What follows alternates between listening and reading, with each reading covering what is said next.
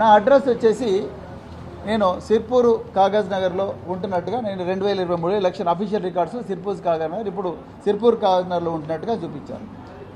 ఇలా రేవంత్ రెడ్డి గారు అన్నిటికన్నా మరి చూడు అక్కడ హరీష్ రావు గారికి ఇచ్చిన నోటీసులనేమో వారి అడ్రస్ వచ్చేసి సిద్దిపేటలో ఉంటుంది, వారికి ఇచ్చిందేమో హైదరాబాద్లో నానక్రామ్గూడ నివాసంలో ఇచ్చారు. మరి వారికి తెలుసు, హైదరాబాద్ నగర పోలీసులకు తెలుసు, అదేవిధంగా రేవంత్ రెడ్డికి కూడా తెలుసు హరీష్ రావు గారు హైదరాబాద్ నివాసంలో ఉంటున్నారని. అలాంటప్పుడు ఆయనకు హైదరాబాద్లో ఆయన నివాసం ఉంటున్న దగ్గర హరీష్ రావు గారికి నోటీస్ సర్వ్ చేసినప్పుడు అదే 160 సిఆర్పిసి కింద కేసీఆర్ గారు ఎక్కడైతే నివాసం ఉంటున్న ఎర్రవెల్లి గ్రామం మర్కుక్ మండలానికి ఎందుకు నోటీసు సర్వ్ చేయలేదు అనేదే మా ప్రశ్న. అంటే ఇంత కక్ష మీకు మళ్ళీ రెండోసారి ఇచ్చి మా అఫీషియల్ రికార్డులు అంటున్నారు. మరి అఫీషియల్ రికార్డులు అయితే మరి హరీష్ రావు గారికి ఒక నోటీసు, మాకు ఒక నోటీసు, అదేవిధంగా కేసీఆర్ గారికి ఇంకొక న్యాయం ఎలా ఉంటుంది? ఇది రాజ్యాంగంలో ఆర్టికల్ 14 వయలేషన్ కాదా? సమానత్వపు హక్కు రాజ్యాంగం ఇచ్చిన హక్కు వయలేషన్ కాదా? ఇది ఉల్లంఘన కాదా? ఇక రెండవది, ఇప్పుడు అసలు విషయానికి వస్తా. మన ముఖ్యమంత్రి రేవంత్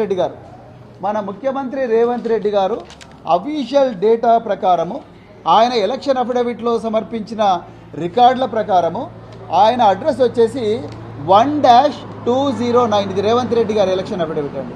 1-209 కొడంగల్ గ్రామము, వికారాబాద్ జిల్లా, తెలంగాణ. పిన్ కోడ్ వచ్చేసి 509338. ఇది రేవంత్ రెడ్డి గారి ఎలక్షన్ అఫిడవిట్. అఫీషియల్ రికార్డ్ ప్రకారము రేవంత్ రెడ్డి గారి ఎలక్షన్ అఫిడవిట్ వచ్చేసి ఇది. ఆయన అడ్రస్ కొడంగల్ 1-209. కానీ 2023లో మార్చి 20వ తారీఖు నాడు 2023 మార్చి 20వ తారీఖు నాడు ఇదే హైదరాబాద్ నగర పోలీసులు రేవంత్ రెడ్డి గారికి ఆయన హైదరాబాద్ నివాసంలో నోటీస్ సర్వ్ చేసిండు. ఎందుకు? కొడంగల్ అడ్రస్ పెట్టిన రేవంత్ రెడ్డి, ఆయన ఉండేది హైదరాబాద్లో కాబట్టి ఆయన హైదరాబాద్ నివాసంలో ఆయనకు సర్వ్ చేసిండు.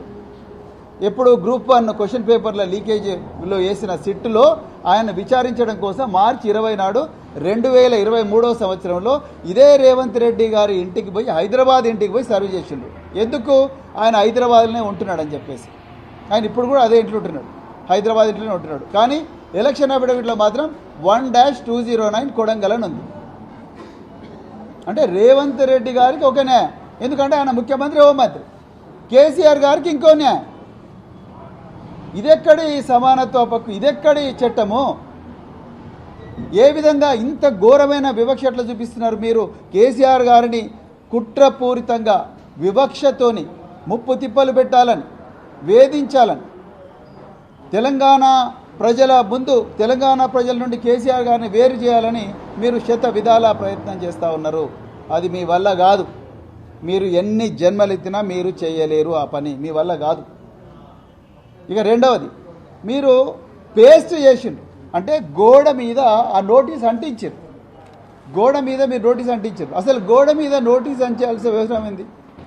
మీ మంత్రులకేమో పొన్నం ప్రభాకర్ గారికి, సీతక్క గారికి, కొండా సురేఖ గారికి ఏమో కేసీఆర్ గారు ఎక్కడున్నారో తెలుసు, ఆ పత్రికలు ఏ విధంగా ఇవ్వాలో తెలుసు, వారికి అడ్రస్ తెలుసు. వాళ్ళ అడ్రస్ పోయి వారి ఆతిథ్యం తీసుకొని మరి వారికి ఇన్విటేషన్ కార్డు ఇస్తారు. మీరు మాత్రం నందినగర్లో పోయి నోటీసు పేస్ట్ చేస్తారు. అసలు ఎప్పుడు పేస్ట్ చేయాలి, ఎప్పుడు గోడల మీద అంటించాలి? ఒక సాక్షిని కానీ ఇంకొక వ్యక్తిని కానీ పోలీసు వాళ్ళు పరిశోధనకు అవసరం అని అనుకుంటే ఆయన ఎక్కడున్నాడో ముందు తెలుసుకోవాలి. మీకు ఇంటెలిజెన్స్ వ్యవస్థ ఉన్నది. మీ పోలీస్ స్టేషన్లో చాలామంది స్పెషల్ బ్రాంచ్ ఆఫీసర్లు ఉంటారు, డిటెక్టివ్ ఇన్స్పెక్టర్లు ఉంటారు. వాళ్ళందరి ద్వారా తెలుసుకొని వాళ్ళ ఇంటికి పోవాలి. మీరు ఇంటికి పోయిన తర్వాత ఆ వ్యక్తి లేకపోతే ఆయనకు ఫోన్ నెంబర్ ఉంటే, నాకు ఇచ్చిన నోటీసులో కేవలం ఫోన్ నెంబరే ఉంది. నాకు ఇచ్చిన నోటీసులో సిట్లో అటెండ్ కావాలి, దాంట్లో ఫోన్ నెంబర్ ఉంది కేవలం. ఆ ఫోన్ నెంబరు ఫోన్ చేసి మీరు ఉన్నారా లేదా అని కనుక్కొని వాట్సాప్ పంపించినా అది కూడా చట్టబద్ధం కాదు. ఉన్నారా లేదా అని కనుక్కొని పోవాలి. కానీ పోయి గోడల మీద అంటించడం అది ఎంతవరకు కరెక్టు? ఆయన ఒక వ్యక్తి ఉన్నాడా లేదా అని కనుక్కొని అక్కడ ఆ వ్యక్తి లేడు అక్కడ అని చెప్పి రూఢీ చేసుకున్న తర్వాత అది మీరు కేస్ డైరీలో రాసుకొని మేము ఆ వ్యక్తి కోసం ప్రయత్నం చేసినాం, మళ్ళీ రెండోసారి ప్రయత్నం చేసినాం, మూడోసారి ప్రయత్నం చేసినాం, ఆయన కూడా దొరకలేదు అందుకొరకు మాకు విధి లేక మేము ఆయన ఇంటి మీద నోటీస్ అందిస్తున్నాము అని చెప్పి అతికిచ్చి అప్పుడు ఫోటో తీసుకోవాలి. కానీ ఇదేంది ఘోరంగా ఒక సాక్షాత్తు ప్రతిపక్ష పార్టీ నాయకులు నేను ఈ అడ్రస్లో ఉన్నానయ్యా, నేను 65 సంవత్సరాల పైబడ్డ వ్యక్తిని, నేను రాలేను, మీరు నా దగ్గరికి రాండి, వచ్చి మీకు ఏం కావాలో ఆ ప్రశ్నలకు నేను సమాధానం చెప్తాను అని అంటుంటే కూడా కక్షపూరితంగా మీరు ఆ నందినగర్ ఇంటి మీద నోటీసు అతికిస్తూ ఉన్నారు. ఏ విధంగా అతికిస్తున్నారు? మీరు ఏమైనా ప్రయత్నాలు చేసిండా వారిని కనుక్కోండి. మీ మంత్రులకేమో కేసీఆర్ గారు ఎక్కడ ఉంటారో తెలుసు, వారింటికి పోతారు. మీ రేవంత్ రెడ్డి మీ పోలీసులకు మాత్రం వారు ఎక్కడ ఉంటున్నారో తెలవనట్టుగా నటిస్తున్నారు. ఇది కేవలం కక్షపూరిత ధోరణి మాత్రమే, ఇంకొకటి కాదు. తప్పకుండా తెలంగాణ ప్రజలు మీకు శిక్ష వేస్తారు. తెలంగాణ కోసం 14 సంవత్సరాలు చావుకు తెగించి పోరాడి తెలంగాణను తీసుకొచ్చి తెలంగాణను ఒక గొప్ప తెలంగాణగా, బంగారు తెలంగాణగా మార్చి దేశంలో నెంబర్ 1 రాష్ట్రంగా మార్చి, మేం చెప్పింది కాదు, ఇది ఢిల్లీ ప్రభుత్వం యొక్క, భారత ప్రభుత్వం యొక్క ఎకనామిక్ సర్వేనే చెప్తా ఉన్నది. 1 కోటి ఎకరాలకు 9 సంవత్సరాల్లోనే 1 కోటి ఎకరాలకు నీళ్లు మళ్లించిన అపర భగీరథుడు కేసీఆర్ గారు. ప్రపంచ రికార్డు సృష్టించిన గొప్ప శిల్పి కేసీఆర్ గారు అని చెప్పి, సాధకులు కేసీఆర్ గారని మీ గవర్నమెంట్ రికార్డులే చెప్తున్నాయి. కానీ మీకు మాత్రం ఆయన ఎట్లా చేసి కక్షపూరితంగా వేధించాలని అనుకుంటున్నారు. నేను మళ్ళీ రిపీట్ చేస్తున్నా, కేసీఆర్ గారు ముఖ్యమంత్రి హోదాలో ఏ తప్పు చేయలేదు. వారు రాష్ట్రాన్ని అద్భుతంగా తీర్చిదిద్దాలనుకున్నారు. రాష్ట్రంలో ప్రజలందరూ క్షేమంగా ఉండాలనుకున్నారు. అధికారులకు అందరికీ, అన్ని శాఖల అధిపతులకు కూడా అదే డైరెక్షన్ ఇచ్చారు. కానీ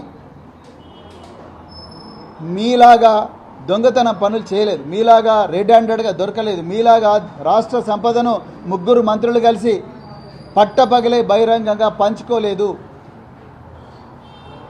పంచుకోవాలని చెప్పి ఆంధ్ర ప్రాంతానికి చెందిన ఒక 2-3 ఛానళ్లను అడ్డం పెట్టుకొని అశ్లీలమైన అధికారుల మీద అశ్లీలమైన థంబ్నెయిల్స్ పెట్టి వ్యక్తిగత హననానికి పాల్పడలేదు.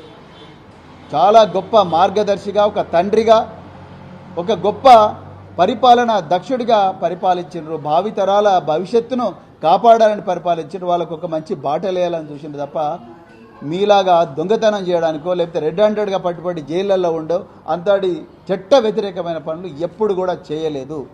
ఇప్పుడు కూడా వారు చెప్తున్నారు, మీకు ఏం ప్రశ్నలు నన్ను అడగండి, నేను చెప్తాను, కానీ మీరు చట్ట ప్రకారం చేయండి అంటున్నారు. కానీ మీరు అన్నీ చేస్తున్నామని చట్ట వ్యతిరేకమైన పనులు. రేవంత్ రెడ్డి గారికి ఒక న్యాయం, కేసీఆర్ గారికి ఒక న్యాయం. హరీష్ రావు గారి విషయంలోనేమో ఆయన ఎక్కడుంటే అక్కడ నోటీస్ పంపిస్తారు. కేసీఆర్ గారి విషయంలోనేమో ఆయన ఎలక్షన్ అఫిడవిట్లో ఉన్న అడ్రస్కి పంపిస్తారు. ఎంత అన్యాయం ఇది! సో అందుకొరకే అన్యాయాన్ని తెలంగాణ ప్రజలు గమనించాలని చెప్పి, అదేవిధంగా ఈ ప్రతిరోజు కూడా ఒక ధారావాహిక సీరియల్ లాగా జరుగుతున్న ఈ వేధింపుల పర్వాన్ని తెలంగాణ ప్రజలు గమనించాలని చెప్పేసి, అదేవిధంగా రాబోయే రోజుల్లో ఈ వేధింపులు చేస్తున్న ఈ దోపిడీ దొంగల సర్కారు, రేవంత్ రెడ్డి సర్కారు, దాన్ని గద్దె దించాలని చెప్పి, దాన్ని తెరదించాలని చెప్పి కోరుకుంటూ మరొకసారి అవకాశం ఇచ్చిన మరి మీడియా మిత్రులందరికీ కూడా హృదయపూర్వక ధన్యవాదాలు చెప్తూ, జై తెలంగాణ, కేసీఆర్ గారి నాయకత్వం.